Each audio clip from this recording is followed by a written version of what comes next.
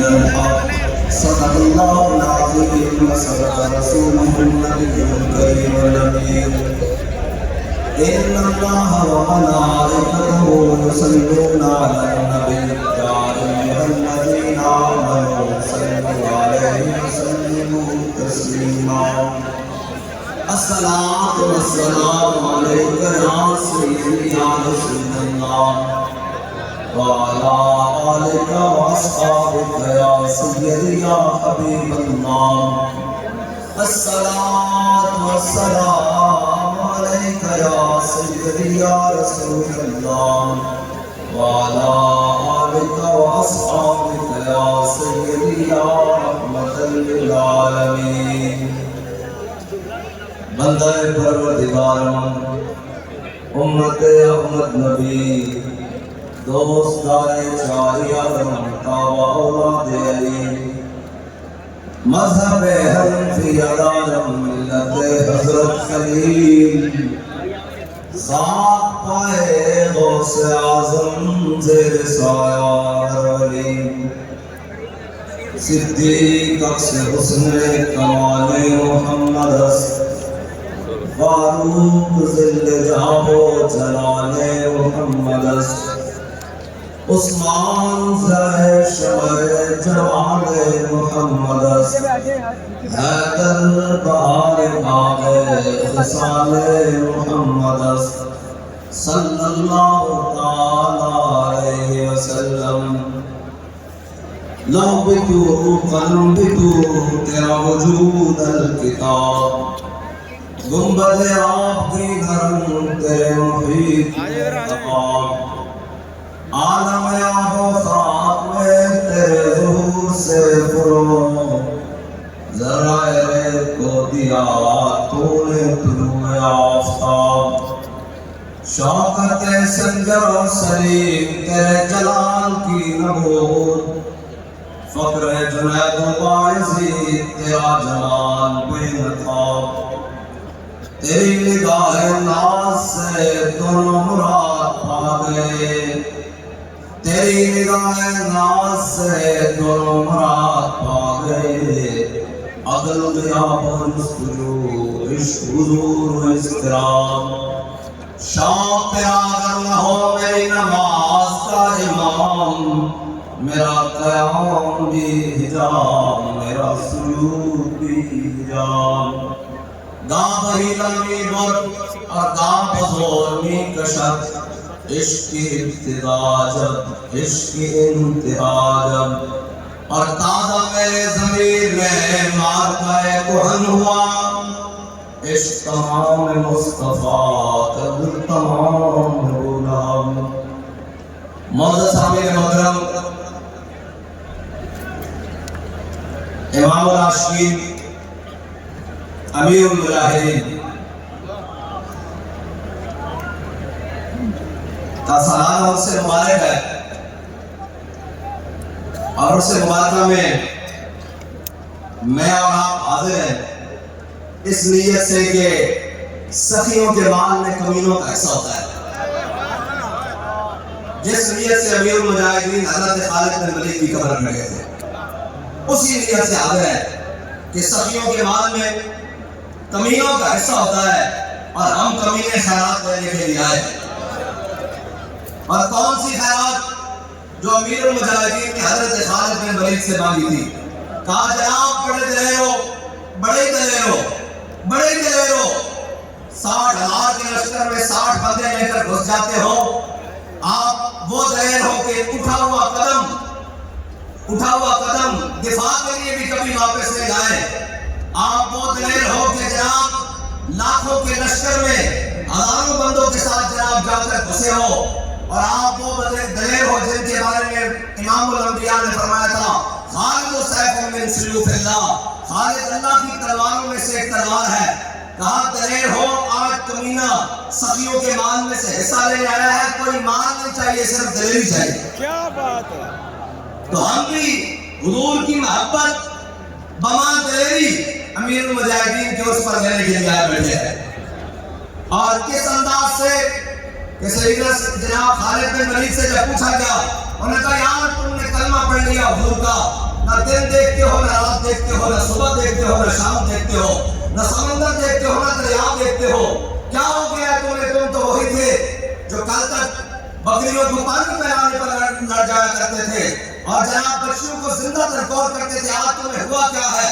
آج بتاؤ، جدھر جاتے ہو تمہیں اللہ نے فتح دی ہے، جدھر جاتے ہو لشکر الٹ کے رکھ دیتے ہو، جدھر جاتے ہو جناب فوجوں کی فوجیں پلٹ دیتے ہو، سلطنتیں پلٹ دیتے ہو. بتاؤ کیا کر دیا؟ فرمایا ہم نے حضور کا کلمہ پڑھ لیا ہے. انہوں نے کہا ان کی شان تو بتاؤ. حضرت خالد بن ولید نے کہا میرے نائبین بتائیں گے. انہوں نے کہا نہیں، سپہ سالار ہوں، جواب بھی سپہ سالار سے چاہتا ہوں. فرمایا تم نے حضور کی شان پوچھی ہے تو ان سے سن، المرسل والا قدر المرسل، وہ تو بھیجنے والے کی شان بن کر آ گئے، وہ تو بھیجنے والے کی شان بن کر آ گئے. حسن یوسف دم عیسیٰ جدر پیدا داری، آنچ خوبا ہمادار لیکن تو تنہا داری. فرمایا حضور بھیجنے والے کی شان بن کر آ گئے. اور کس طرح بن کر آ گئے کہ پہلے سارے کہتے رہے کہ جناب خدا وہ ہوگا جو مشرق سے سورج کو نکالے گا اور مغرب میں غروب کرے گا. اگر کوئی خدا ہے تو مغرب سے نکال کر دکھائے اور جناب یہ کرے تو گود میں عالم شباب، آل شباب کچھ نہ پوچھ، گنبد باغ نور کی کچھ اور ہی مثال ہے. حضرت فرماتے ہیں کہ سارے انبیاء آئے اور لوگوں نے کہا، دعویٰ کیا کہ ہم جناب خدائی کا دعویٰ کیا، لیکن جب مصطفیٰ آئے تو پھر لوگوں نے خدائی کا دعویٰ چھوڑ کر نبوت کے دعوے کے پیچھے چلے گئے. اللہ نے نبوت کو وہ مقام بتا کر بھیجا کہ اب میرا حبیب آ گیا ہے. تم کہتے ہو ابو اعلیٰ نے فرمایا نا جناب گئے ہوئے دن کو اثر کیا، یہ تاب و توا بلکہ صدیق غار میں جان ان پہ دے چکے. جان تو حفظ جان فروز غرر کی ہے اور جناب ثابت ہوا کہ جملہ برائے شروع ہے، اصل و اصول بندگی استاد ور کی ہے. مولا علی نے والی تیری نیند پر نماز اور وہ بھی اصل جو سب سے اعلیٰ خطر کی ہے. مولا علی کی نماز گئی، حضور نے فرمایا علی قضا پڑھو گے یا ادا پڑھو گے؟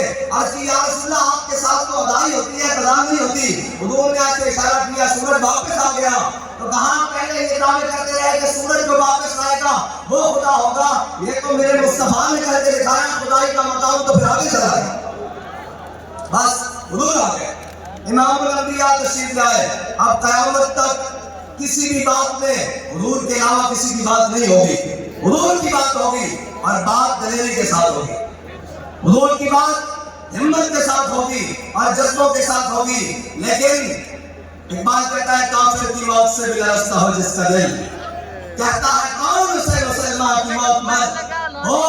اسلامی ممالک جنہوں نے اس بغیرتی کا پیالہ پی رکھا ہے کہ امت مسلمہ کے بچے نوجوان بچیاں کٹ گئی لیکن ان کے کان پر جوں تک نہیں کی، اس لیے کہ جناب ان کو ڈر ہے کہ ہمیں واشنگٹن سے، ان کو ڈر ہے کہ ہمیں ڈی سی سے، اور ان کو جناب ڈر ہے کہ ہمیں جناب یورپ سے، اور ان سے جناب خوف ہے کہ وہ ہماری معیشت تباہ کر دیں گے، ہمارا اسلحہ تباہ کر دیں گے، ہمارے ملک اجاڑ دیں گے، ہمارے جناب یہ کر دیں گے. بات اگر دین ہاتھ سے دے کر آزاد ہو ملت تو ہے ایسی تجارت میں مسلمان کا خسارہ. بات کہتا ہے اگر دین دے کر ملت بچائی جائے تو پھر ملت نہیں بچ سکتی. بات کیسے بچے گی؟ بات کہتا ہے بس میں کچھ کو بتاتا ہوں تقدیر امم کیا ہے. شمشیر و سلام پر تاؤس و رباب آخر. بات کہتا ہے پہلے میدان بدر میں جانا پڑے گا پھر اللہ فرشتے بھیجے گا. اور تیری جناب اقبال کہتا ہے پھر کیا ہوگا؟ فضائے بدر پیدا کر تیری نصرت کو فرشتے آواز بھی گردوں سے اتر سکتے ہیں قطار اندر قطار. بس حضور کی محبت، حضور کی الفت، حضور کی چاہت یہی دلوں میں بسا کر صحابہ نے کوئی بہت بڑی ٹریننگ نہیں لی، صحابہ نے کوئی بہت بڑی جناب وہ نہیں کیے. صحابہ نے پہلے حضور سے جناب تربیت لی. اور تربیت کیا لی؟ حضرت فاروق اعظم فرماتے ہیں کہ میں نے 12 سال میں امام الانبیاء سے سورہ بقرہ پڑھی. کتنے سال میں بھائی؟ 12 سال میں امام الانبیاء صلی اللہ تعالیٰ علیہ وسلم سے سورہ بقرہ پڑھی.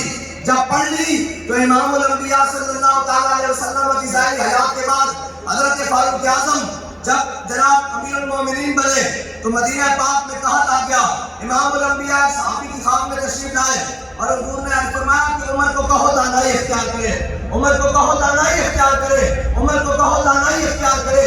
بس میں یہ اتنی بات کرتا ہوں کہ یار تربیت آ جائے گی، جب ہو جائے گی پھر جناب امام الانبیاء صلی اللہ تعالیٰ علیہ وسلم کے فیض سے سارا کچھ آ جائے گا، لیکن ایک وقت ایسا ہر کام کا ایک وقت ہے، دل کو بھی آرام ہو ہی جائے گا۔